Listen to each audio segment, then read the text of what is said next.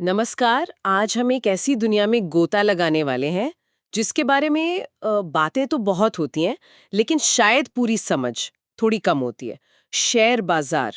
जी, बिल्कुल। हमारे पास जो स्रोत है, शेयर मार्केट का परिचय, निवेश की दुनिया, वो इसी की मतलब शुरुआती परतें खोलता है। हाँ, तो आज हमारा इरादा है कि इस स्रोत के आधार पर शेयर बाजार की जो बेसिक बातें हैं, ये कैसे काम करता है, इसको थोड़ा सिंपल, दिलचस्प तरीके से समझें। सही है।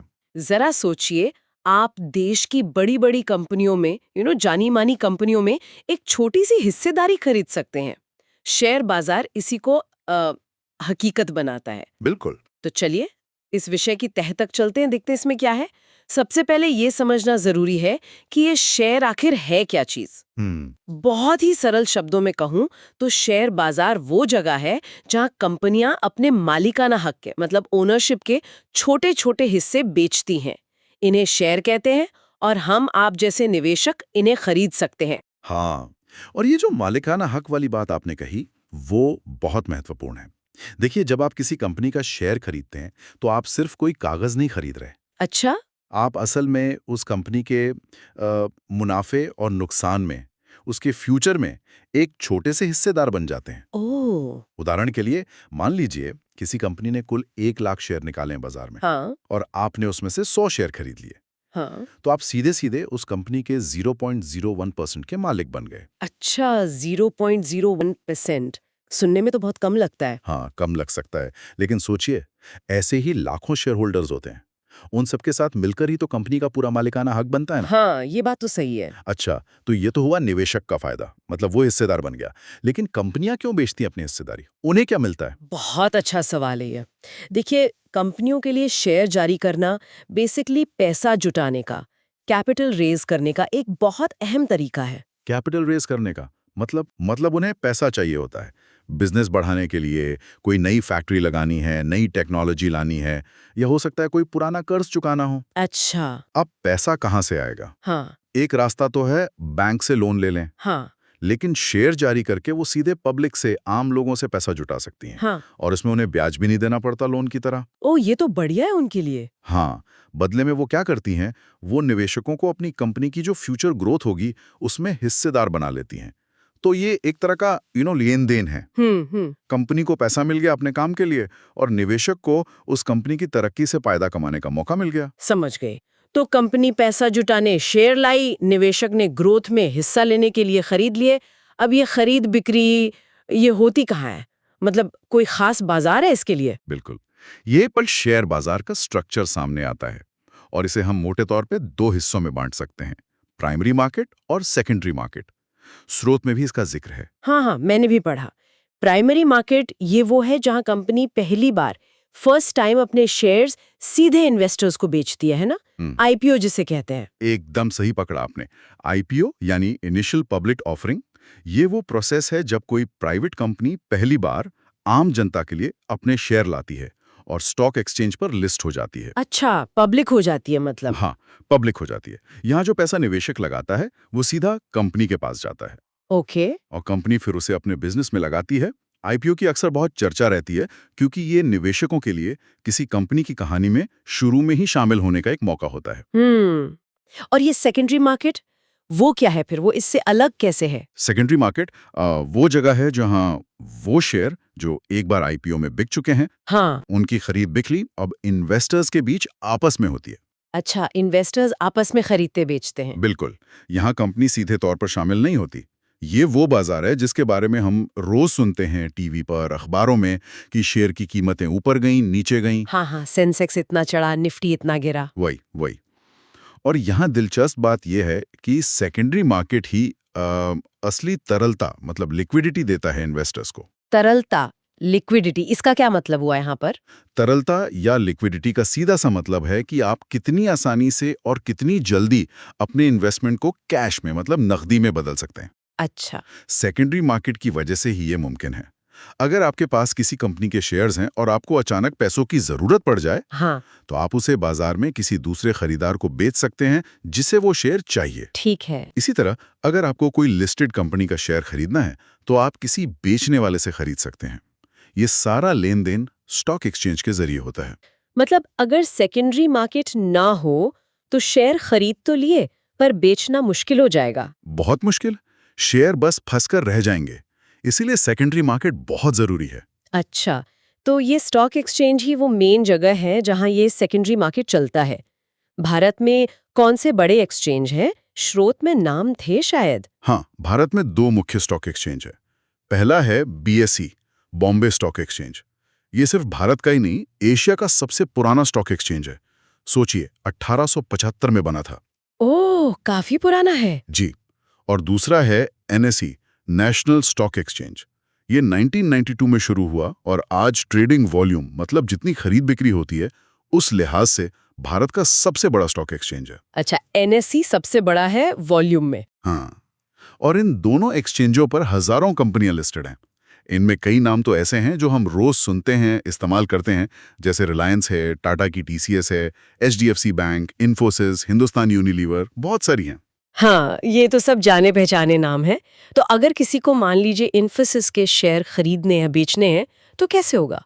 क्या सीधे एक्सचेंज जाना पड़ेगा? नहीं नहीं, सीधे एक्सचेंज नहीं। इसके लिए आपको एक इंटरमीडियरी मतलब एक ब्रोकर के जरिए जाना होता है और 2 खास तरह के अकाउंट चाहिए होते हैं जिनका जिक्र स्रोत में भी है, डीमैट अकाउंट और ट्रेडिंग अकाउंट। डीमैट और ट्रेडिंग अकाउंट, ये क्या है और इनमें फर्क क्या है? देखिए, इसे ऐसे समझिए, डीमैट अकाउंट जो है वो एक तरह का डिजिटल लॉकर है। Digital locker? हाँ, जैसे आप बैंक अकाउंट में पैसे रखते हैं ना, हाँ। वैसे ही डीमैट अकाउंट में आपके खरीदे हुए शेयर इलेक्ट्रॉनिक फॉर्म में रखे जाते हैं, सुरक्षित। अच्छा, मतलब अब वो कागज वाले शेयर सर्टिफिकेट नहीं होते? बिल्कुल नहीं, वो जमाना गया। अब सब इलेक्ट्रॉनिक है। इससे लेन देन बहुत सेफ और फास्ट हो गया है। ठीक है, ये हुआ डीमैट और ट्रेडिंग अकाउंट। ट्रेडिंग अकाउंट वो खाता है जिसके जरिए आप असल में शेयरों को खरीदने या बेचने का ऑर्डर प्लेस करते हैं, मतलब ट्रेडिंग करते हैं। ओके। ये आपके बैंक अकाउंट और डीमैट अकाउंट दोनों से जुड़ा होता है। जब आप शेयर खरीदते हैं तो ट्रेडिंग अकाउंट से ऑर्डर जाता है, पैसा आपके बैंक अकाउंट से कटता है और शेयर आपके डीमैट अकाउंट में जमा हो जाते हैं। अच्छा, और बेचने पर उल्टा?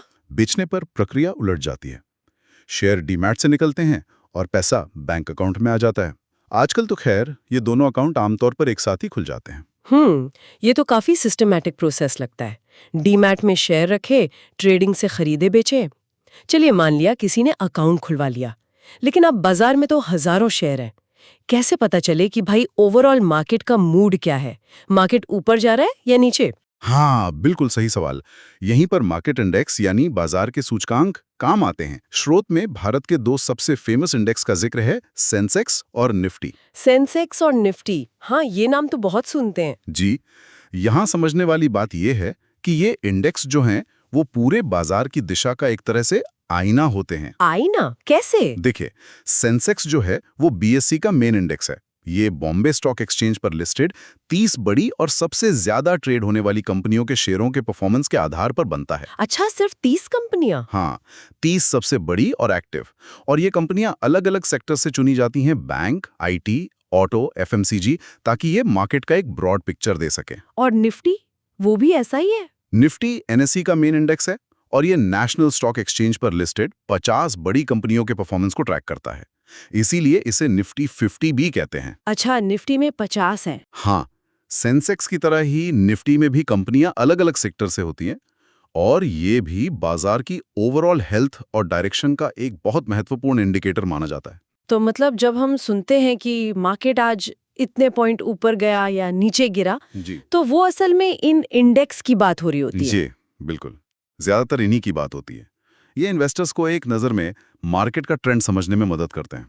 तो ये सेंसेक्स और निफ्टी एक तरह से मार्केट के थर्मोमीटर या बैरोमीटर हो गए। कह सकते हैं, बिल्कुल। और बाजार के इस उतार चढ़ाव वाले मूड के लिए भी कुछ खास शब्द इस्तेमाल होते हैं ना? हाँ स्रोत में बुल और बेयर मार्केट का जिक्र था। हाँ, बुल मार्केट और बेयर मार्केट, ये शब्द मार्केट के लंबे समय के ट्रेंड को बताते हैं। बुल मार्केट मतलब तेजी का बाजार। तेजी का बाजार? बुल क्यों? बुल यानी सांड। माना जाता है कि वो अपने सींगों से ऊपर की तरफ उछालता है। तो बुल मार्केट वो दौर होता है जब शेयरों की कीमतें आम तौर पर लगातार बढ़ रही होती हैं। माहौल पॉजिटिव होता है, निवेशकों में जोश होता है, अच्छा। इकोनॉमी भी अक्सर अच्छा कर रही होती है, लोग निवेश करने के लिए उत्साहित होते हैं। और बेयर मार्केट, वो इसका उल्टा? बिल्कुल उल्टा। बेर यानी भालू, वो अपने पंजों से नीचे की तरफ वार करता है, ऐसा मानते हैं। तो बेयर मार्केट या मंदी का बाजार वो स्थिति है जब शेयर की कीमतें लंबे समय तक गिरती रहती हैं। कितनी गिरावट? आमतौर पर जब इंडेक्स अपने हाई से 20% या उससे ज्यादा गिर जाए तो उसे बेयर मार्केट कहा जाता है। इस दौरान माहौल निराशाजनक होता है, डर होता है, लोग पैसे निकालने लगते हैं। अर्थव्यवस्था में भी सुस्ती दिख सकती है। हम्म। अगर हम इसे बड़ी पिक्चर में देखें तो ये मार्केट की चालें सिर्फ नंबर्स का ऊपर नीचे होना नहीं है। तो फिर क्या है? ये असल में इन्वेस्टर्स की कलेक्टिव सोच, उनकी उम्मीदें, उनका डर और देश की आर्थिक स्थिति और भविष्य की संभावनाओं के बारे में उनकी क्या राय है उसको दिखाती हैं। ये समझना वाकई दिलचस्प है कि मार्केट का मूड कैसे बदलता है। लेकिन किसी एक शेयर की कीमत वो रोज क्यों बदलती है, कभी ऊपर कभी नीचे? इसके पीछे क्या कारण है? इसका सबसे बेसिक, सबसे बुनियादी कारण है मांग और आपूर्ति का नियम, सप्लाई एंड डिमांड। जैसा कि स्रोत में भी बताया गया है। सप्लाई एंड डिमांड, जैसे सब्जी मंडी में होता है। बिल्कुल वैसा ही। ये इकोनॉमी का फंडामेंटल नियम है, हर चीज पर लागू होता है, शेयर बाजार पर भी। सोचिए, अगर किसी कंपनी के शेयर खरीदने वाले ज्यादा हैं, मतलब डिमांड ज्यादा है, हाँ डिमांड ज्यादा है, और बेचने वाले कम हैं, मतलब सप्लाई कम है, तो क्या होगा? कीमत बढ़ेगी। बिल्कुल, क्योंकि खरीदार उसे पाने के लिए ज्यादा कीमत देने को तैयार हो जाएंगे। अच्छा, और अगर बेचने वाले ज्यादा हो तो मतलब सप्लाई ज्यादा हो जाए? तो ठीक इसका उल्टा होगा। अगर किसी शेयर को बेचने वाले बहुत लोग खड़े हैं लेकिन खरीदार उतने नहीं हैं, हम्म। तो बेचने वालों में होड़ लगेगी कि भाई मेरा शेयर बिक जाए, तो वो कम कीमत पर भी बेचने को तैयार हो सकते हैं। इससे शेयर की कीमत गिरेगी। ठीक है, लेकिन ये डिमांड और सप्लाई किस बात पर निर्भर करती है? ये कई बातों पर निर्भर करती है, जैसे वो कंपनी कैसा परफॉर्म कर रही है, उसका रिजल्ट कैसा आया, उसके फ्यूचर प्लान्स क्या हैं। अच्छा, कंपनी की बातें। हाँ, फिर वो जिस सेक्टर में है, मान लीजिए आईटी सेक्टर है या बैंकिंग सेक्टर है, उसमें क्या चल रहा है, पूरी देश की अर्थव्यवस्था कैसी है, ब्याज दरें क्या चल रही हैं। ओह, काफी सारी चीजें हैं। हाँ, और यहाँ तक कि दुनिया में क्या हो रहा है, कोई बड़ी घटना या राजनीतिक स्थिरता, ये सब चीजें मिलकर इन्वेस्टर्स की सोच बनाती हैं, और उसी से डिमांड और सप्लाई घटती बढ़ती है और कीमत बदलती है। यानी कीमत सिर्फ कंपनी अच्छी है या बुरी इससे तय नहीं होती, बहुत सारे बाहरी फैक्टर और लोगों की उस टाइम की सोच भी उसे ऊपर नीचे करती है। बिल्कुल। यहीं पर शायद वो रिस्क वाला एंगल आता है जिसका जिक्र स्रोत में है ना? आपने बिल्कुल सही पॉइंट पकड़ा है। स्रोत इस बात पर बहुत जोर देता है कि शेयर बाजार, हाँ, मुनाफा कमाने का एक मौका जरूर देता है, लेकिन ये जोखिमों से भरा भी है।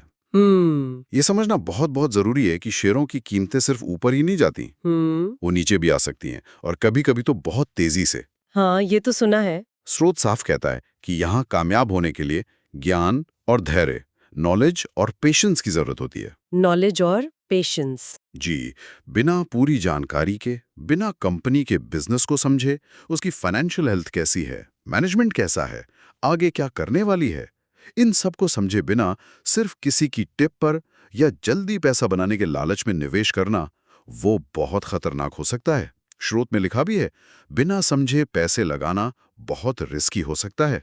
तो फिर इस रिस्क को कम करने के लिए स्रोत क्या करने को कहता है? स्रोत मुख्य रूप से दो चीजों पर फोकस करता है। पहला, शोध यानी रिसर्च, और दूसरा, धैर्य यानी पेशेंस। रिसर्च और पेशेंस। हाँ, इन्वेस्ट करने से पहले अपना होमवर्क करना बहुत जरूरी है। कंपनी क्या करती है, पैसे कैसे कमाती है, बैलेंस शीट कैसी है, कर्ज कितना है, कंपटीशन कौन है, ये सब पता करना चाहिए। मतलब पूरी जासूसी करनी पड़ेगी। एक तरह से कह सकते हैं। और दूसरा है धैर्य। शेयर बाजार में रोज उतार चढ़ाव आते हैं। छोटी गिरावट देखकर घबरा जाना या थोड़ा सा प्रॉफिट देखकर जल्दी से बेच देना, ये अक्सर लंबे समय में नुकसान कराता है। अच्छा। हाँ, सोच समझकर चुने गए शेयरों में लंबे समय तक बने रहने से ही अक्सर अच्छा रिटर्न मिलने की संभावना बढ़ती है। यहाँ एक महत्वपूर्ण सवाल उठता है कि एक निवेशक अपने लिए रिस्क और रिवॉर्ड, जोखिम और इनाम के बीच सही बैलेंस कैसे बनाए, क्योंकि हर किसी की रिस्क लेने की कैपेसिटी अलग होती है, फाइनेंशियल गोल्स अलग होते हैं, टाइम होराइजन अलग होता है। हाँ, ये बात तो सही है, सबकी सिचुएशन अलग होती है। तो अगर हम स्रोत से मिली सारी जानकारी को समेटें तो इसका निचोड़ क्या है, मेन टेक अवे क्या है? निचोड़ मतलब जो क्रक्स है वो ये है कि शेयर बाजार कोई जादू की छड़ी नहीं है या कोई रातों रात अमीर बनने की स्कीम नहीं है। ठीक है। ये एक प्रॉपर सिस्टमैटिक प्लेटफॉर्म है जहां आप देश की इकोनॉमी की जो बैकबोन है, जो बड़ी कंपनियां हैं, उनकी ग्रोथ में हिस्सेदार बन सकते हैं। स्रोत के अनुसार अगर पूरी समझदारी से रिसर्च करके और पेशेंस के साथ इन्वेस्ट किया जाए तो ये लॉन्ग टर्म में वेल्थ क्रिएशन का मतलब संपत्ति बनाने का एक पावरफुल जरिया बन सकता है। लेकिन इसमें मेहनत है। बिल्कुल, इसके लिए लगातार सीखना होगा, मार्केट के डायनामिक्स को समझना होगा। तो इसका मतलब ये हुआ कि शेयर बाजार में निवेश करना, जैसा स्रोत भी कह रहा है, एक सीरियस काम है, ये कोई जुआ नहीं है। बिल्कुल नहीं। स्रोत का ये आखिरी पॉइंट शायद सबसे जरूरी है, ये जुआ नहीं है। जुआ नहीं है। जुए में आप किस्मत के भरोसे रहते हैं, निवेश में आप एनालिसिस, स्ट्रैटेजी और जानकारी के आधार पर कैलकुलेटेड रिस्क लेते हैं। यहाँ समझदारी से फैसले लेने होते हैं। समझदारी से खेलना पड़ता है। सफलता के लिए जरूरी है कि आप अपनी भावनाओं पर, खासकर लालच और डर पर काबू रखें और एक डिसिप्लिन्ड अप्रोच अपनाएं। जानकारी ही आपका सबसे बड़ा हथियार है और बचाव भी। सही बात है। इसे अपने ओवरऑल फाइनेंशियल प्लानिंग का एक हिस्सा मानना चाहिए, कोई अलग से आइसोलेशन में करने वाली चीज नहीं। बहुत अच्छी तरह से आपने स्रोत के जो मुख्य बिंदु थे उन्हें समझाया। हमने समझा कि शेयर क्या हैं, कंपनियां क्यों लाती हैं, निवेशक क्यों खरीदते हैं, प्राइमरी सेकेंडरी मार्केट क्या है, stock exchange, demat trading account, Sensex Nifty, bull bear market, demand supply और सबसे ज़रूरी अवसर और जोखिम। अब जब ये बेसिक खाका हमारे सामने है तो एक विचार आ रहा है मन में जिस पर हमारे श्रोता शायद आगे सोच सकते हैं। जी। स्रोत कहता है शोध करें और धैर्य रखें। अब कोई व्यक्ति जिसने ये सब अभी समझा है उसके लिए अगला लॉजिकल स्टेप क्या होना चाहिए? क्या उसे सीधे किसी खास कंपनी या सेक्टर जैसे आईटी, फार्मा या बैंकिंग पर डीप रिसर्च शुरू कर देनी चाहिए, या पहले उसे खुद को देखना चाहिए, अपनी रिस्क लेने की क्षमता कितनी है, मेरे फाइनेंशियल गोल्स क्या हैं, मैं कितने समय के लिए पैसा लगा सकता हूँ, इसका ईमानदारी से मूल्यांकन करना चाहिए? बहुत अच्छा सवाल है। शायद दोनों ही जरूरी हैं, पर पहले क्या प्राथमिकता किसे दें? इस सवाल पर विचार करना शायद निवेश की इस यात्रा का एक महत्वपूर्ण पहला कदम हो सकता है ना? बिल्कुल बिल्कुल, खुद को जानना बहुत जरूरी है। चलिए, तो आज की इस गहरी खोज को यहीं विराम देते हैं।